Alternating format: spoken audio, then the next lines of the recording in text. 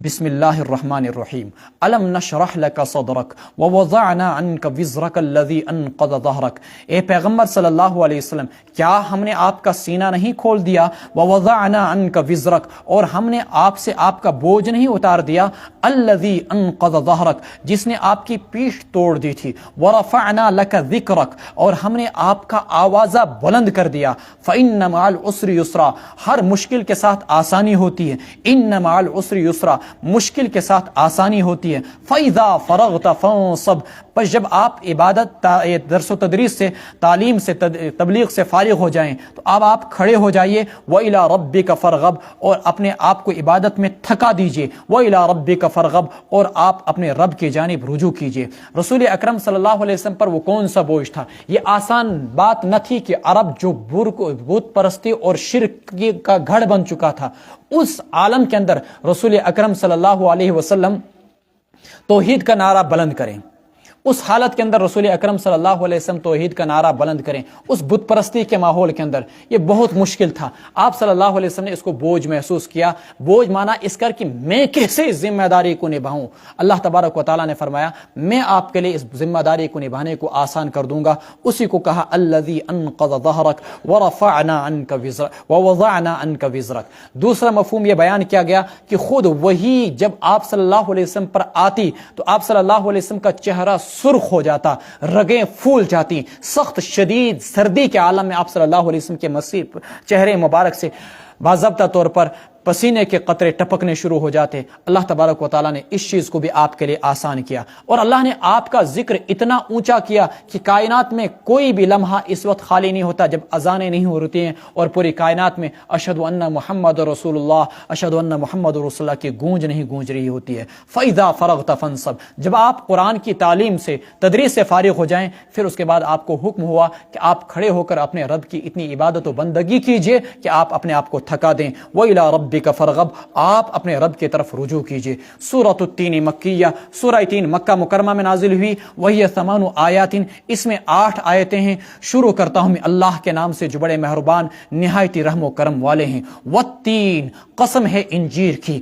والزیتون، قسم ہے زیتون کی۔ وطور سینین، اور قسم ہے طور سینا کے پہاڑوں کی۔ وہذا البلد الامین، اور قسم ہے اس مقدس شہر کی۔ لقد خلقنا الانسان، امانت والے شہر کی۔ لقد خلقنا الانسان، اس مامون شہر کی، امین کا ترجمہ مامون سے کیجئے آپ، اس مامون شہر کی۔ لقد خلقنا الانسان فی احسن تقویم، ہم نے انسان کو پیدا کیا بہترین ساخت پر، بہترین سانچے میں۔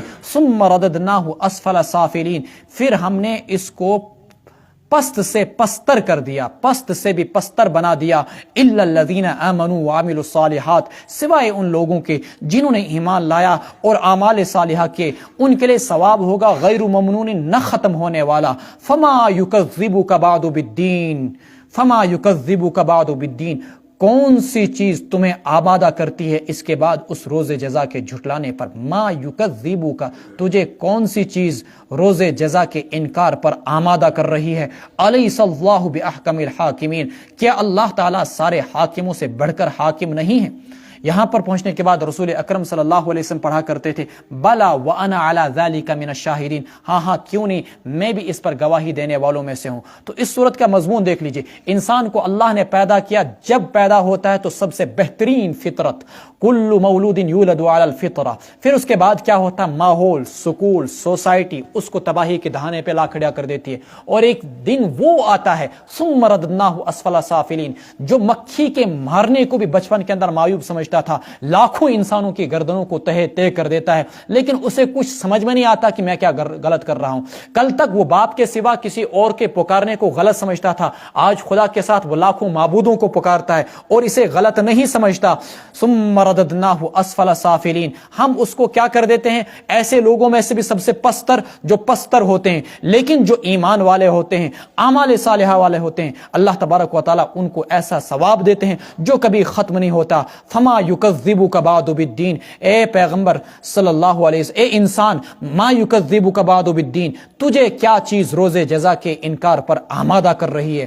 الیس اللہ باحکم الحاکمین، کیا اللہ سارے حاکموں سے بڑھ کر حاکم نہیں ہے؟ سورۃ العلق مکیہ، سورہ علق مکہ مکرمہ میں نازل ہوئی ہے۔ اس میں 19 آیتیں ہیں۔ بسم اللہ الرحمن الرحیم، اقرأ بسم ربک الذی خلق، پڑھیے آپ اپنے رب کے نام سے جس نے کہ پیدا کیا، خلق الانسان من علق، پیدا کیا انسان کو خون کے لوتھڑے سے، اقرأ وربک الاکرم، پڑھیے اور آپ کا رب بڑا معزز ہے، الذی علم بالقلم، جس نے کہ قلم کے ذریعے سے سکھلایا، علم الانسان ما لم یعلم، سکھلایا انسان کو وہ چیزیں جو اسے معلوم نہیں تھی۔ یہ وہ قرآن کی پہلی 5 آیات ہیں جو رسول اکرم صلی اللہ علیہ وسلم پر نازل ہوئی۔ آپ صلی اللہ علیہ وسلم غار حرا میں تشریف لے جاتے، خوابوں سے وحی کی ابتدا ہوئی، آپ صلی اللہ علیہ وسلم کو تخلی یعنی تنہائی میں بیٹھنا آپ کو محبوب بنا دیا گیا اور آپ غار حرا میں چلے جاتے۔ حضرت خدیجہ رضی اللہ تعالیٰ عنہ کئی دن کا آپ کو سامان ساتھ میں دیتی، آپ صلی اللہ علیہ وسلم وہیں پر رہتے، اور کبھی خود حضرت خدیجہ رضی اللہ تعالیٰ عنہ سامان لے کر، حضرت خدیجہ رضی اللہ تعالیٰ عنہ ناشتہ لے کر آپ صلی اللہ علیہ وسلم کے پاس چلی جاتی اور آپ صلی اللہ علیہ وسلم کو کھانے کی چیزیں وہاں پہنچا دیتی۔ الغرض کچھ عرصہ وہاں پر ایسا ہی گزرا تاکہ ایک دن جبریل امین تشریف لائے اور آپ صلی اللہ علیہ وسلم کو کہا، اقرأ بسم ربک الذی خلق، پڑھیے اپنے رب کے نام سے۔ آپ نے کہا، ما انا بقارئ، میں پڑھا ہوا نہیں ہوں۔ جبریل امین نے آپ کو سینے سے لگایا، زور سے دبایا، دوبارہ کہا اقرأ اور چھوڑ دیا، کہا میں پڑھا ہوا نہیں ہوں۔ تیسری بار کہا اقرأ، پڑھیے، آپ نے کہا ما انا بقارئ، میں پڑھا ہوا نہیں ہوں۔ تفصیلات میں جانے کا موقع نہیں، اختصار کے ساتھ بتلا رہا ہوں۔ اس کے بعد جبریل امین نے آپ کو چھوڑا اور چھوڑنے کے بعد کہا، اقرأ بسم ربک الذی خلق، خلق الانسان من علق، اقرأ وربک الاکرم الذی علم بالقلم، علم الانسان ما لم یعلم۔ 3 چیزیں اس آیت کے اندر آئی۔ پہلی چیز پڑھائی کا حکم، اقرأ، اس سے آپ سمجھ سکتے ہیں کہ علم کی، تعلیم کی کتنی زیادہ اہمیت اسلام کے اندر ہے۔ آسمان سے پہلا اترنے والا وہی کا جو حکم تھا وہ اقرأ، قرات کا تھا، پڑھنے کا تھا۔ دوسری چیز آپ سمجھ لیجئے، پڑھائی کیا، ہر وہ چیز جو آپ پڑھیں، دیکھیں زولوجی پڑھ لیں آپ، باٹنی پڑھ لیں آپ، کوئی بھی علم پڑھیں، تحقیقات کس پہ آپ کریں گے؟ علم الحیوانات پر کیجئے آپ تو اللہ تعالیٰ کی مخلوقات، آپ نباتات پر کریں تو اللہ تبارک و تعالیٰ کی مخلوقات، آپ انسانوں پہ کریں تو اللہ تبارک و تعالیٰ کی مخلوق، جمادات پہ آپ تحقیق اور ریسرچ کریں اللہ تبارک و تعالیٰ کی مخلوق۔ آپ کچھ بھی پڑھیں، لیکن پہلی چیز یہ ہے آپ یہ نہ کہیں کہ یہ جو خوبصورت پتا، یہ جو خوبصورت پھول، یہ جو خوبصورت پھل یہ قدرت نے بنایا، نہیں۔ جو علم آپ کو اللہ سے جوڑے، اقرأ وربک الاکرم خلق الانسان من علق، اقرأ بسم ربک الذی خلق، اس رب کے نام سے پڑھیے جس نے پیدا کیا۔ گویا کہ مخلوقات کے ذریعے سے آپ کو خالق کی خلاقیت کا پتہ چلے۔ مخلوقات کے اندر غور و فکر و ریسرچ کرنے کے بعد آپ کو خالق کی خلاقیت کا پتہ چلے۔ یہ نہ آپ کہیں کہ بھئی نیچر نے بنایا، قدرت نے بنایا، نیچر اور قدرت کچھ نہیں بناتی، قدرت قادر کے بغیر وجود میں نہیں آیا کرتی ہے۔ الذی علم بالقلم، دوسری چیز یہ بات بتائی گئی، تعلیم وہ حاصل کیجئے جو تعلیم آپ کو رب کے ساتھ جوڑے، اور تیسری چیز آپ کو بتایا گیا یعنی تعلیم جو بھی حاصل کریں تو تعلیم کو رب کے ساتھ جوڑا جانا چاہیے۔ تیسری چیز بتائی گئی کہ جس رب العالمین نے آپ کو قلم سے سکھلایا، زبان سے قرات اوپر، تحریر نیچے، یہ اس امت کی میراث تھی تعلیم، خواہ وہ تحریر سے ہو خواہ وہ زبان سے ہو، انہی دونوں چیزوں کی تعلیم اس پہلی 2 آیات کے اندر آئی تھی۔ لکھنے کے آلے اس زمانے کے اندر قلم ہوا کرتے تھے، فاؤنٹین پین، بال پین، آج کل کمپیوٹر، یہ ساری چیزیں مسلمانوں کی میراث ہونی چاہیے تھی اور مسلمانوں کو اس سے فائدہ حاصل کرنا چاہیے تھا۔ الذی علم بالقلم علم الانسان ما لم یعلم، انسان پر سب سے بڑا احسان یہ کہ انسان کو اللہ نے علم کی دولت سے نوازا، ورنہ آپ دیکھ لیجئے بندر اور اسی قسم کے دیگر بہت ساری مخلوقات، جنگلی گوریلے، جنگلی جانور، جنگلی انسان، ان میں اور انسان میں امتیاز کس چیز کے ذریعے سے ہے؟ اس کو ہم بولتے ہیں منطق کے اندر حیوان ناطق۔ کیا بولتے ہیں؟ حیوان ناطق کا مطلب وہ نا بولنے والا، بولتے وہ بھی ہیں۔ حیوان ناطق کا مطلب ہوتا ہے عقل والا۔ اللہ تعالیٰ نے اس انسان کو عقل والا بنایا، علم والا بنایا، شعور والا بنایا، جس کی وجہ سے اس کو دیگر تمام تر مخلوقات پر اعزاز ملا، بلندی ملی، شرف ملا۔ کلا ان الانسان لیطغی، سچ مچ انسان سرکش ہو جاتا ہے۔ ارآہ استغنی، جب وہ اپنے آپ کو بے نیاز دیکھتا ہے۔ ان الی ربک الرجعی، آپ کے رب ہی کی طرف واپسی ہوگی۔ ارأیت الذی ینہی، آپ آپ نے دیکھا اس شخص کو جو روکتا ہے عبدن اذا صلی، بندے کو جبکہ وہ نماز پڑھتا ہے، ارأیت ان کان علی الہدی، بھلا آپ نے دیکھا اس شخص کو جو کہ ہدایت پر ہے یا تقوی کا حکم دیتا ہے، ارأیت ان کذب وتولی، کیا آپ نے دیکھا اس شخص کو اگر وہ جھٹلائے اور روگردانی اختیار کرے، علم یعلم، کیا اسے اس بات کا پتہ نہیں کہ بان اللہ یرا، اللہ تعالیٰ دیکھ رہے ہیں، کلا، ہرگز ایسا نہیں جیسا وہ خیال کر رہا ہے، لئن لم ینتہی، اگر یہ کافر باز نہ آیا، لنصفعا بالناصیہ، ہم اس کو پیشانی کے بالوں سے پکڑیں گے۔ کہتے ہیں کہ رسول اکرم صلی اللہ علیہ وسلم نماز پڑھا کرتے تھے خانہ کعبہ کے سائے میں، ابو جہل آتا اور کہتا یہاں کیوں نماز پڑھ رہا ہے، منع نہیں کیا تھا تجھے نماز پڑھنے سے؟ آپ صلی اللہ علیہ وسلم نے اس کو کہا، آگے سے آپ نے بھی کچھ ترش کلام کیا، اس پر ابو جہل نے کہا کہ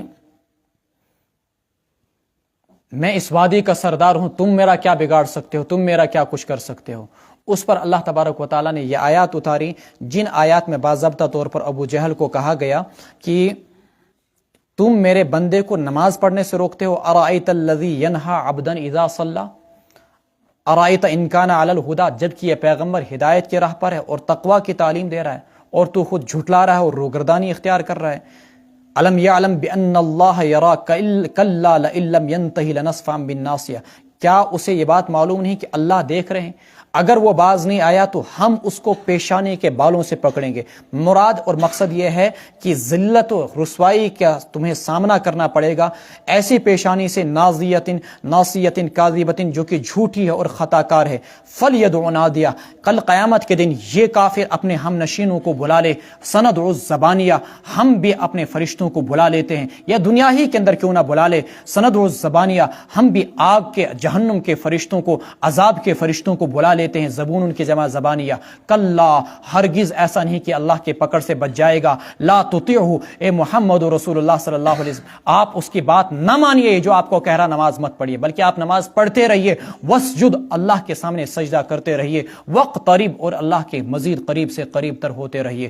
شروع کرتا ہوں میں اللہ کے نام سے جو بڑے مہربان ہیں۔ سورہ قدر مکہ مکرمہ میں نازل ہوئی، اس میں 5 آیتیں ہیں۔ انا انزلناہ فی لیلۃ القدر، اس قرآن کو ہم نے عظمت والی رات میں اتارا، وما ادراک ما لیلۃ القدر، اور آپ کو پتہ بھی ہے کہ وہ عظمت والی رات کیا چیز ہے؟ لیلۃ القدر خیر من الف شہر، عظمت والی رات 1000 مہینوں سے بہتر ہے۔ تنزل الملائکۃ والروح فیہا باذن ربہم من کل امر، فرشتے اترتے ہیں اور جبریل امین اترتے ہیں اس رات کے اندر اپنے رب کی اجازت اور اپنے رب کی مرضی سے، من کل امر، ہر اہم معاملہ لے کر، سلام، یہ رات سراپا سلامتی رہتی ہے، ہی حتی مطلع الفجر، طلوع فجر کے وقت تک یہ رات سراپا سلامتی رہتی ہے۔ رسول اکرم صلی اللہ علیہ وسلم نے تذکرہ کیا، اور آپ نے سنا بھی ہوگا چند دن پہلے شب قدر کی فضیلت کے اندر آپ صلی اللہ علیہ وسلم نے تذکرہ کیا کہ پچھلے قوموں کے اندر ایک عابد شخص تھا جس نے 1000 سال تک 1000 مہینے تک اللہ تعالیٰ کی عبادت کی، اور ایک اور روایت میں آتا ہے کہ 1000 مہینے تک جہاد کیا، دن کو اور راتوں کو اللہ تبارک و تعالیٰ کے سامنے کھڑا رہتا۔ آپ صلی اللہ علیہ وسلم کی بات سن کر صحابہ کو تعجب ہوا، کہنے لگے کتنا خوش نصیب انسان تھا۔ اس پر یہ صورت اتری کہ ہم تمہیں ایک ایسی رات دیتے ہیں کہ جس رات میں عبادت کرنے کی وجہ سے تمہیں 1000 راتوں کا ثواب ملے گا۔ اگرچہ اس میں ایک روایت مسلم شریف کے اندر یہ ہے کہ 27ویں شب کو ہوتی ہے، لیکن زیادہ راجح اس میں یہی محسوس ہوتا ہے کہ رمضان کے آخری عشرے کی طاق راتوں کے اندر آپ اس کو تلاشیے۔ ایک قول یہ بھی ہے کہ پورے رمضان کے اندر، ایک رمضان ہے کہ آخر کی پوری 10 راتوں کے اندر، ایک قول یہ ہے کہ پورے سال کے اندر، اللہ بہتر جانتے ہیں۔ لیلۃ القدر خیر من الف شہر، یہ 1000 مہینوں سے بہتر ہے۔ تنزل الملائکۃ، فرشتے کیا کرنے اترتے ہیں؟ کہتے ہیں کہ اسی رات کے اندر لوگوں کی تقدیریں لکھی جاتی ہیں، اسی رات کے اندر یہ چیز طے ہوتی ہے کہ کس کی روزی کتنی ہوگی، اسی رات میں یہ چیز طے ہوتی ہے کہ کس کو موت آئے گی، کسی رات میں یہ چیز طے ہوتی ہے کہ اس سال کس کی پیدائش ہوگی، وغیرہ وغیرہ ساری چیزیں۔ بسم اللہ الرحمن الرحیم۔ سورۃ البینہ مدنیہ، سورہ بینہ مدینہ منورہ میں نازل ہوئی، اور اس میں 8 آیتیں ہیں۔ دیکھیں اس کا مضمون کیا ہے۔ لم یکن الذین کفروا من اہل الکتاب والمشرکین منفکین حتی تأتیہم البینہ، کافر لوگ جنہوں نے کفر کیا اہل کتاب میں سے اور مشرکوں میں سے، وہ باز آنے والے نہ تھے حتی تأتیہم البینہ، یہاں تک کہ ان کے پاس کوئی واضح دلیل نہ آ جاتی. یعنی اہل کتاب اپنی جو بھی ان کے باطل عقائد انہوں نے خود ساختہ گھڑ رکھے تھے، ان باطل عقائد سے وہ ہٹ نہ سکتے تھے، اور اسی طریقے سے مشرکین اپنے شرک سے باز نہ آ سکتے تھے، چونکہ کفر اور ظلمت کی گھٹائیں اتنی گہری ہو چکی تھی کہ اس کو جلانے کے لیے چراغ کے لیے نہیں بلکہ سورج کی ضرورت تھی. وہ سورج حضرت محمد رسول اللہ صلی اللہ علیہ وسلم کی شکل میں، قرآن کی شکل میں ان کے پاس آیا.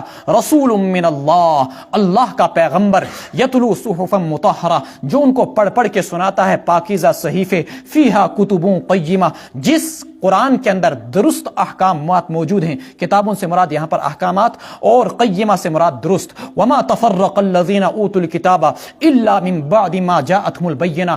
بھائی اگر تم ایک چیز میں آج تک اختلاف کر رہے تھے، یہودی برحق یا عیسائی برحق، ہم برحق یا عیسائی برحق، اب جب تمہارے پاس ایک کتاب فیصل آ گئی، کتاب ہدایت آ گئی، آج تک تمہیں یہ اختلاف تھا کہ وہ معبود یہ معبود، اب کتاب فیصل آ گئی، کتاب برحق آ گئی، جس نے تم کو بتلا دیا کہ آخری برحق پیغمبر حضرت محمد رسول اللہ صلی اللہ علیہ وسلم پر ایمان لے آؤ. لیکن ہوا کیا کہ اس قرآن کے آنے کے بعد تمہارے اختلاف کے اندر مزید اضافہ ہوتا چلا گیا. بجائے اس کے کہ تم ایمان لے آتے، تمہاری ہٹ درمی، ضد، سرکشی اور طغیان کے اندر اضافہ ہوتا گیا. وما تفرق الذین، نہیں اختلاف کیا ان لوگوں نے جنہیں کتاب دی گئی تھی، الا من بعد ما جاءتهم البینہ، مگر یہ کہ ان کے پاس واضح دلیل، واضح پیغمبر آ گیا، واضح کتاب قرآن کریم آ گیا. وما امروا، انہیں حکم ہی کیا تو دیا گیا تھا، صرف اتنا ہی تو انہیں حکم دیا گیا تھا. وما امروا، نہیں انہیں حکم دیا گیا تھا مگر اس چیز کا کہ اللہ ہی کی بندگی کریں. لیعبدوا اللہ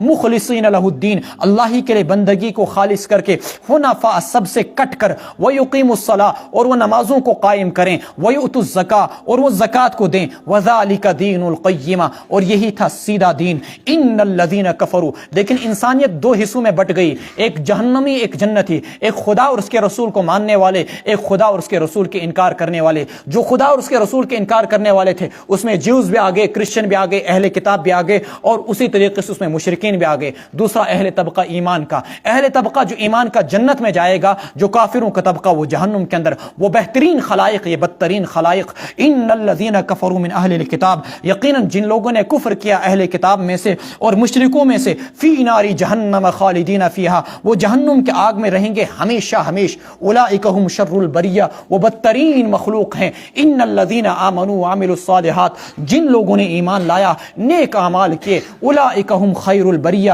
وہ بہترین خلائق ہیں. جزاؤہم عند ربہم، یہ صلہ ہوگا ان کے رب کے یہاں. کیا؟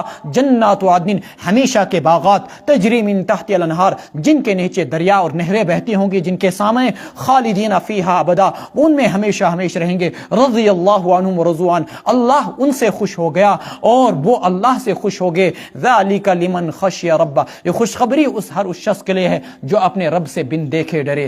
سورۃ الزلزال مدنیہ، اس کو قرآن کا 1/4 چوتھائی حصہ بتایا گیا. جو اس کو پڑھے گا گویا کہ اس کو قرآن کے چوتھائی یا ایک روایت کے مطابق 1000 آیتوں کے پڑھنے کا ثواب ملے گا. ایک صحابی آئے، یا رسول اللہ میں بوڑھا ہوں، یاد کچھ نہیں رہتا، کوئی ایسی سورت سکھلا دیجئے نا جسے میں یاد کر لوں.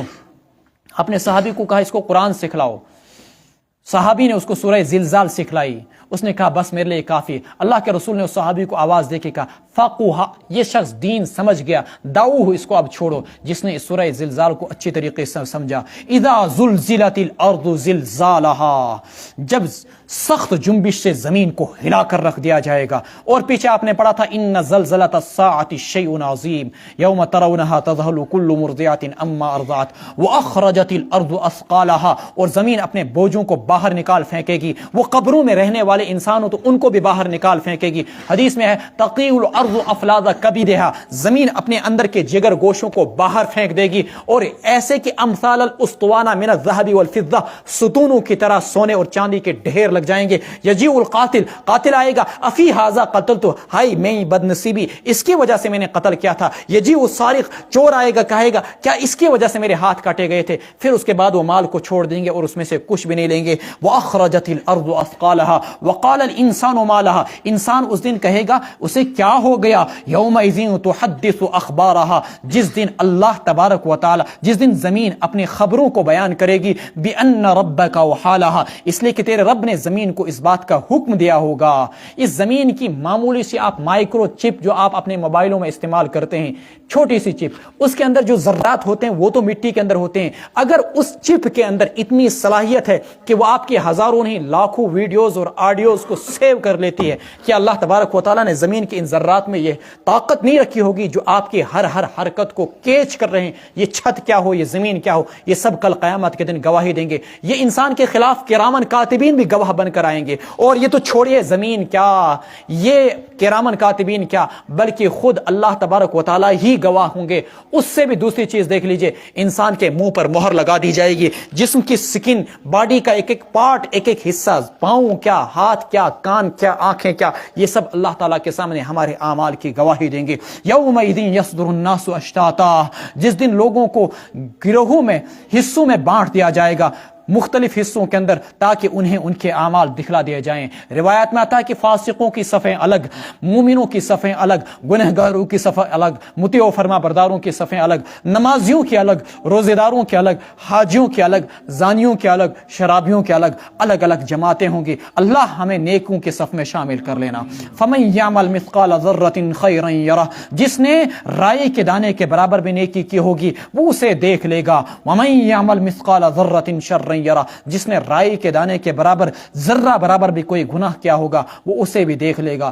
سورۃ العادیات مکیہ، سورہ عادیات مکہ مکرمہ میں نازل ہوئی، اس میں 11 آیتیں ہیں۔ شروع کرتا ہوں میں اللہ کے نام سے جو بڑے مہربان نہایتی رحم و کرم والے ہیں۔ والعادیات ضبحا، قسم ہے ان گھوڑوں کی جو ٹاپ مار کر، جو ہانپتے ہوئے دوڑتے ہیں، ضبحن ہانپتے ہوئے، عادیات دوڑتے ہیں، فالموریات قدحا، پھر جو ٹاپو مار کر چنگاریاں نکالتے ہیں، فالمغیرات صبحا، پھر جو صبح کے وقت دشمنوں پر حملہ کرتے ہیں، فاثرن بہ نقا، پھر جو اپنے پیچھے گرد و غبار چھوڑتے ہیں، فوسطن بہ جمعا، پھر وہ اپنے مالک کو لے کر دشمنوں کی جماعتوں کے اندر، فوجوں کے اندر جا گھستے ہیں۔ ان الانسان لربہ لکنود، یقیناً انسان اپنے رب کا بڑا ناشکرا ہے، یقیناً انسان اپنے رب کا بڑا ناشکرا ہے۔ انسان گھوڑے کو کھلاتا ہی کیا ہے؟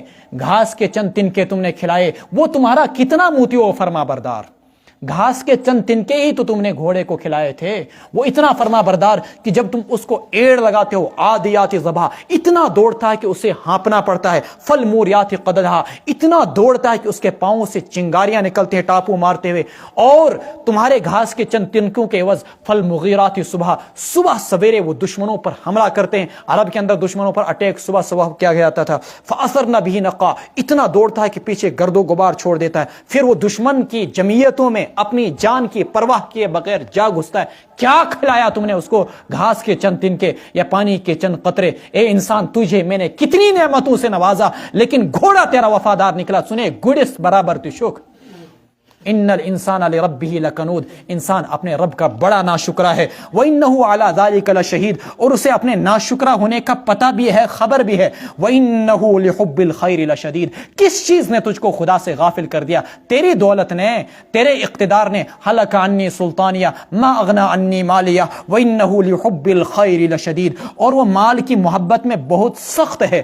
اللہ نے کہا کہ حب الخیر، مال کی محبت میں بہت سخت، ایک طرف سے تعریف بیان کی، دوسری طرف سے مال کو خیر کہا۔ مولانا رومی نے کہا اگر کشتی پانی کے اوپر چلے، پانی کشتی کے نیچے رہے تو بہت اچھا، آپ کے لیے کامیابی، لیکن یہی پانی اگر کشتی کے اندر آ جائے تو آپ کے لیے بربادی۔ دولت کو آپ ضرورت کے طور پر استعمال کریں تو بہت اچھا، اس سے آپ صدقات کر سکتے ہیں، اس سے آپ جہاد کر سکتے ہیں، اس سے آپ غربا کی مدد کر سکتے ہیں، اللہ کو راضی اور خوش کر سکتے ہیں۔ لیکن یہ دولت کی محبت، یہ بخل اگر دل کے اندر جم گیا، بس گیا، پھر آپ کچھ نہیں کر پائیں گے۔ افلا یعلم اذا بعثر ما فی القبور، کیا اسے نہیں پتا؟ اذا بعثر، اس وقت، اس دن جب کہ وہ لوگ اٹھا دیے جائیں گے، جو بھی قبروں میں ہوں گے ان کو زندہ کر دیا جائے گا۔ وحصل ما فی الصدور، دلوں کے رازوں کو حاصل کر لیا جائے گا۔ ان ربہم، یقیناً آپ کا رب اس دن ان کی خوب خبر رکھنے والا ہوگا۔ اس دن سب پتہ چل جائے گا کون میرا فرما بردار، کون میرا وفادار اور کون بے وفا انسان تھا۔